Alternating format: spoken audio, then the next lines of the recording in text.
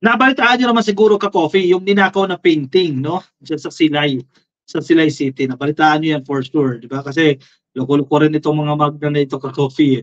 Kinuha pa yung painting ng ating national artist. Paano ma-enjoy ng taong bayan yan? Paano pa nila makikita itong painting na ito?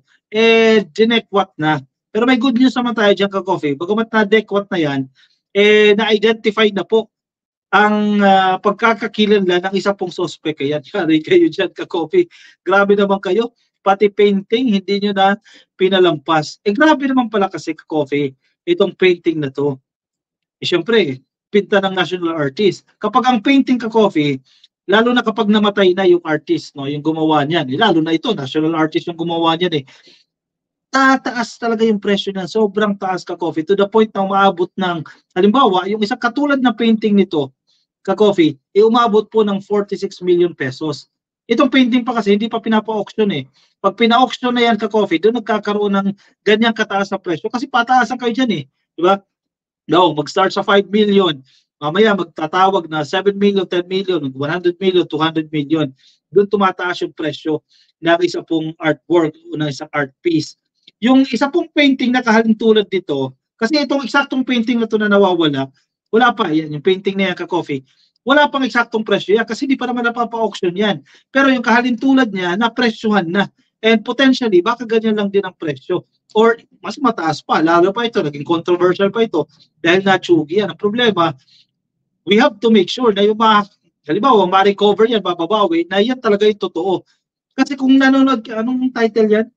Lupin ata yan, yung Lupin na programa sa Netflix, yung movie na yan. Ang galing nila gumawa ng fake niyan. O posible na yan din sa totoong buhay yan. Once na mahanap yan, baka replica na lang yun. Hindi na yun yung original. Nako.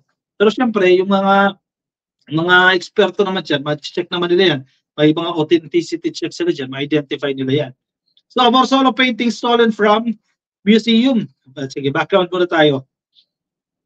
Ang 12 by 18-inch painting by national artist Fernando Amorsolo was reported stolen from a popular private museum, the Hofeliena Museum dyan po sa Silay City.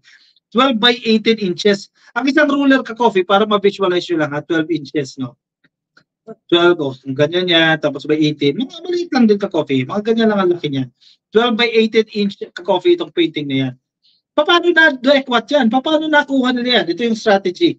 The museum CCTV records show that the painting, na kung tawagin po ay mango harvesters, was taken by at least 2 thieves from the museum's second floor where it was on display along with other paintings and sketches. At least no ka-coffee yung dumekwat. Pero good news nga, di ba? Dahil yung isa doon sa dalawa, na-identify na po yung kanyang pagkakakilanlan. Tingnan nyo naman yung painting na yun, napakaganda ka-coffee. Hindi ko pa nakita yan personally, no? Pero kung titingnan mo yung yung aura, yung ambience ng mismong painting, parang nararamdaman mo, di ba? Grabe. Tapos dinekwat lang.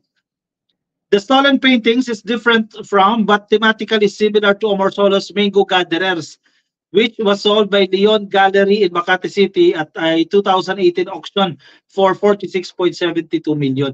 Ito yung sinasabi ko sa inyo kanina. Yung isang painting ni Amorsolo, nakahalintulad dito yung team, pero ang pangalan niya naman ay Mango Gatherers. No? Mango Gatherers. Ito kasi nawawala, Mango Harvesters. So medyo similar lang yan. Nabenta po yan ng 46.72 million pesos. Itong painting na to, pag ipa-auction yan, siguro in a year or 2 years time, if ever ma-recover yan, ka-coffee, baka umabot ng 70 million yan. Tansya ko lang, abot ng 70 million ang presyo niyan. Kasi may kwento na ito lalo, di ba? Gawa na nga ni Amorsolo yan, national artist nagkaroon pa ng ganyang kwento. Lalong tataas pa yan. Baka umabot pa ng 100 million yan.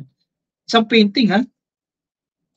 Ganyan yung mga artist Kaya pag yumao yung artist, lalo pag naging national artist, kasi hindi naman sila makakagawa, di ba? Kaya tumataas yung value niyan. I don't care about the prices of the painting, sabi ni Rene Hofeliena. The museum's administrator and brother of deceased art collector Ramon Hofeliena, who converted their ancestral home into a museum in 1962. I just want to keep my promise to my brother to keep the museum going so the public can continue to enjoy his art collection, he said. This is the first time an art piece has been stolen from a museum in Silay. So anong nangyari? Joveliana said their security video recordings show that the painting was stolen by middle-aged woman. Pag sinabi mo middle-aged, mga 30 to 40 years old yan. And her male companion na at may mga kasabot sila ng mga 3 tao pa around 10 a.m. po ng July 3. Alas 10 umaga ka-coffee ha. The suspects joined the tour of the museum. Ayun pala. Kunyari nagtutour-tour lang pala itong mga suspect na ito. When it ended, natapos yung tour na yan, the suspects were allowed to return to the second floor since the guide thought they were just going to take pictures and he had another batch of tourists coming in. Yun lang. Yun ang naging problema dyan. So yung tourist guide, di niya namalayan. Kasi tapos na yung tour niya. May bagong batch niya na itutour ulit eh. Umakyat itong mga suspect na to sa second floor. Kunyari daw magpipicture-picture. Pero nakita doon sa CCTV camera na yung lalaking companion, yung kasabwat ka-coffee, ng middle-aged woman na yan, kinuha po yung painting ni Amorsolo, tinanggal doon sa pader at nilagay doon sa bag ng babae. So, syempre, yung babae, yun ang biglang-biglang lumabas na dyan. Another couple and their child were also in the room when the robbery took place. Biruin mo, may mga tao pa. They saw the man take the painting down and put it in the bag of the woman but did not say anything or let us know what happened, sabi ni Joveliana. Baka kasabot din or kung ano man yan. At ang masaklap daw, nakasuot po ng face mask itong mga tao na ito. Itong 5 na to ka-coffee, naka-face mask lahat pero mabilis lang nila ma-identify yan. It all happened within seconds. The woman with the painting in her bag hurriedly walked out of the museum and down the road. Ganun-ganun na lang ka-coffee. The woman appeared to be distinguished looking. Ganda ng description niya dito. Mukhang mayaman. Yan daw po, kumanamit mukhang mayaman. They seem to be professionals. Joveliana said the thieves must have been observing the museum operations for some time because they knew exactly what to get and when there was only one tour guide at work. Siyempre, pinagplanuhan nila yan ka-coffee. Ang problema naman dito siguro, loophole din ito at lesson learned dito ka-coffee doon sa management ng museum na kung ganyan katindi yung asset, di ba? Yung assets na hawak ninyo dyan, na under exhibit, isa na dagdagan ng security. Kasi yung CCTV hindi naman enough yan ka-coffee. Hindi naman sapat lang ang CCTV. Ang problema, may CCTV ka, wala naman nagbabantay. O bali, wala lang din yan ka-coffee. Common mistakes yan sa mga kumpanya ka-coffee.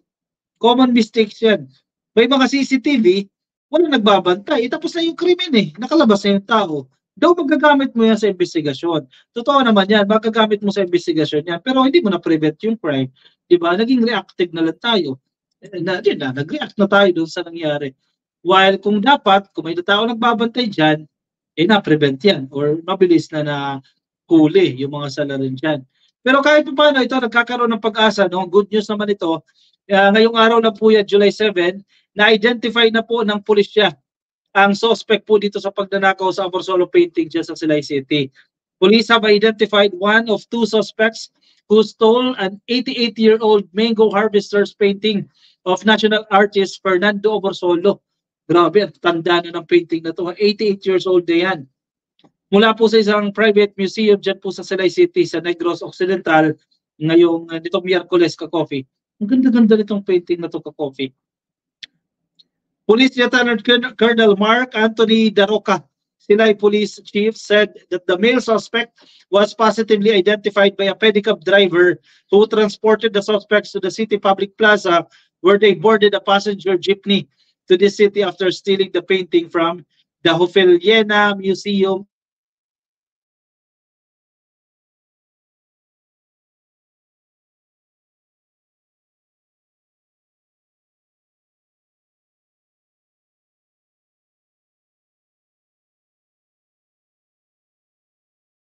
Nawalan ata tayo ng signal. Ayan, babalik na.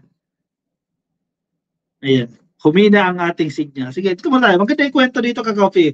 So yung pedicab driver, nagsalita, nakita niya. Siya mismo yung naghatid doon sa suspect na yan Pumunta doon sa, sa public plaza, doon sumakay ng jeep. Walang mga sasakyan siguro to. No? Pero baka part of the strategy lang yan. Kasi pag may sasakyan, makukunan ng CCTV, etc. So ganyan ang strategy nila dyan. Daroca said that the description of the pedicab driver on one of the suspects matched the mugshot of one of their persons of interest as the suspect reportedly took off his face mask while riding his pedicab. He, however, failed to identify the female suspect. O yun, PNGA din, nagtagal ng face mask yung suspect, no? Para makatadhanan din talaga, para mahuli itong mga tao na to. He said that they were able to track down the pedicab driver through a closed-circuit television or CCTV camera. However, despite the identification of one of the suspects, Daroca said that he could not elaborate further pending follow-up investigations. Daroca said that they will reveal the identity of one of the suspects once they have filed the case. He said that they have coordinated with the Bacolod City Police Office to track down the suspect whose group had been involved in salisi or theft and other petty crimes. Ay, mga batikan pala itong mga tao. Pero mga petty crimes, mga maliitan lang ito. Pero hindi ito maliitan, ha? Millions na ka-coffee ang presyo ng painting na dinekwat nila, no? Police believe that the suspects might have prior transaction which prompted them to target the artwork among other paintings displayed on the second floor of the museum, which is also an ancestral house of the Hofilienia family. Daroca said that based on CCTV footage, the male suspect took the painting while his female companion served as lookout. He said there could be other suspects behind the incident, but they could not yet tell the extent of their participation pending further investigation. O baka alam ka, Coffee, baka hindi lang talaga sila lima, o baka posible, yung pang miyembro ng nag-tour dyan eh. Diba? Yung mga sumali dyan sa tour na yan eh. Yung mga kasabwat din eh. Posible din yan, ka-coffee. Kawawa naman. Sana bigyan ito ng attention, ka-coffee. Dahil hindi lang ito basta painting, ha. Painting ito ng ating national artist. Sana pagtulong-tulungan dyan para mahuli. Yung mga dapat mahuli dito sa ano ba, hindi naman karumal-dumal. Pero unacceptable dapat na krimen na hindi nangyayari. Ma'am Brenda Decano, ma'am, thank you sa iyong pa-super sticker, ha. Pinadala sa atin dyan sa YouTube. Thank you, ma'am. Sana mahuli agad para managot agad itong mga tao na ito. At least kahit pa paano, may lead na. Positive din naman yan, ka-coffee, para mayroong starting point itong mga investigador natin. James Ramos watching from Dominion Bus Line. Nakikinig sa atin. Nakasakay ka sa bus o baka nandiyan ka sa terminal? James Ramos, shoutout po sa inyo. Kay Henry Gazer, nothing but a disgruntled former cabinet sec who is looking badly. Yan, si Vic Rodriguez daw. Evelyn Hernandez, good evening sir, ka-coffee, watching from Parañaque City. Happy viewing po sa inyo dyan sa Parañaque City. Yung mga ka-coffee natin na sa Facebook, i-shoutout din po natin kay Alan Agagan. Hello sir, watching from Ilocos Sur. Hello po sa inyo kay Eileen Shane. Good morning at good evening, ka-coffee, watching from Toronto. Dyan po sa Canada kay Ma'am Ballesteros Joseph. Hello po sa inyo kay Ma'am Imelda Reno Meron, nakikinig po sa atin sa Facebook. Happy viewing po sa inyo. O siya, sige ka-coffee. Ako yung magpapaalam na sa inyo, ka-coffee, ngayong araw po ng Linggo. Bukas Lunes, balik trabaho ulit tayo, ka-coffee. Kung nasa Facebook kayo, please like and follow. Kung nasa YouTube, please click lang po na subscribe at like na rin po yung video natin dito. O siya, sige. Paalam sa inyo, ka-coffee. Ingat po kayo, ha. Nasaan man po kayong panig ng daigdig. Thank you. Kita-kita ulit tayo bukas, ka-coffee. Alas 10 po ng gabi para sa ating live stream. Monday hanggang Sunday po yan. Every day except Saturdays, naka-live po tayo. Again, thank you po, Ma'am Brenda Decano, sa iyong pa-super sticker para ngayong araw po ng Linggo. Paalam po sa inyo, ka-coffee. Ingat po kayo. Nasa naman po kayong panig ng daigdig. Bye-bye.